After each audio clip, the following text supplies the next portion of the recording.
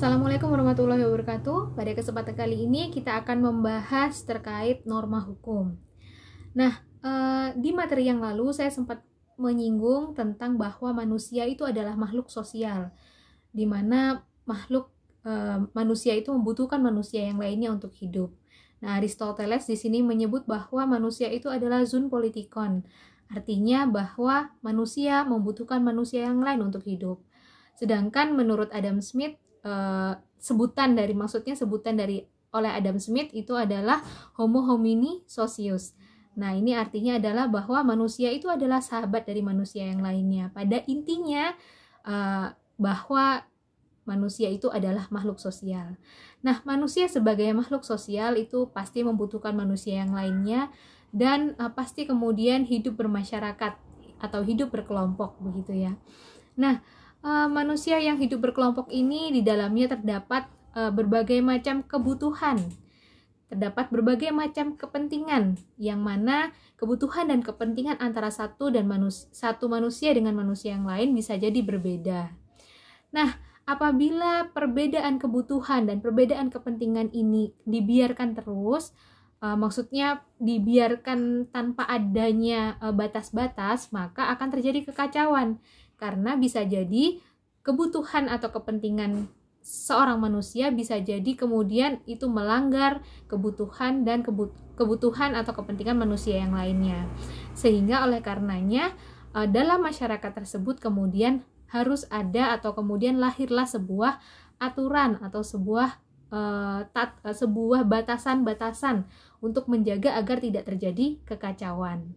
Nah, batasan-batasan inilah yang kemudian disebut kaidah. Nah, kalau kaidah itu dari bahasa Arab atau bahasa Latinnya adalah norma. Nah, kaidah atau norma ini adalah batasan-batasan aturan yang kemudian lahir atau hidup di tengah masyarakat agar tidak terjadi kekacauan akan perbedaan kepentingan dan kebutuhan dari manusia-manusia yang ada dalam masyarakat tersebut gitu ya.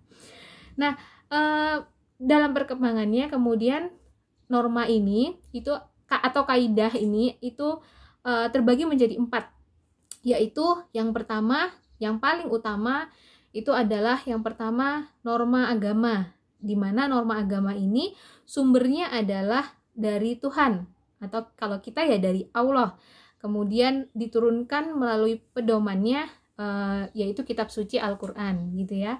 Nah, norma agama ini adalah sumbernya dari Tuhan, kemudian pedomannya dari kitab suci dari Tuhan, dan hukumannya pun atau sanksinya pun apabila melanggar itu akan kembali lagi ke yang sudah ditentukan oleh Tuhan, seperti itu dalam kitab sucinya. Seperti itu. Dan ini hukumannya juga bisa saja terjadi atau bisa saja dilakukan di dunia, namun yang pasti juga adalah sesuai keyakinan akan diberikan di akhirat, seperti itu. Jadi untuk pemberian sanksinya ada di dunia dan di akhirat, seperti itu adalah yang pertama, norma agama yang memang statusnya adalah yang paling tinggi begitu ya. Kemudian yang kedua adalah norma kesusilaan. Nah, kalau yang norma agama tadi sumbernya adalah dari Tuhan, dari Allah melalui kitab sucinya. Kemudian juga nanti kalau berbicara ada Rasulullah, ada pesannya, ada penyampai pesannya atau ada nabi dan rasulnya. Karena kalau yang norma kedua ini itu adalah norma kesusilaan, sumbernya adalah dari hati nurani gitu ya. Jadi dari hati nurani ini kembali kepada manusia itu masing-masing, bagaimana kemudian mereka mempunyai hati nurani, mereka membedakan antara yang baik dan yang buruk. Dan norma kesusilaan ini jika melanggar atau jika melanggar norma kesusilaan, maka sanksinya itu adalah lebih kepada, karena tadi asalnya dari hati nurani, maka sanksinya apabila melanggar adalah lebih kepada rasa penyesalan, kemudian rasa tidak berguna atau mungkin rasa hina, seperti itu. Itu adalah norma kesusilaan. Kemudian yang ketiga adalah norma kesopanan. Nah, norma kesopanan ini sumbernya adalah dari masyarakat atau dari adat kebiasaan yang ada di masyarakat tersebut. Jadi apabila melanggar maka sanksinya juga dari masyarakat. Biasanya berupa pengucilan atau mungkin berupa tudingan mungkin, atau berupa ya seperti halnya bagaimana masyarakat bereaksi apabila ada yang kemudian melakukan suatu ketidakpatutan. Jadi kesopanan ini adalah norma kesopanan ini adalah norma kepatutan atau kebiasaan yang biasa terjadi di masyarakat gitu ya. Jadi sumbernya ada di masyarakat. Kemudian yang keempat, kalau tadi yang pertama norma ketuhanan, sumbernya dari Tuhan. Yang kedua norma kesusilaan dari hati nurani.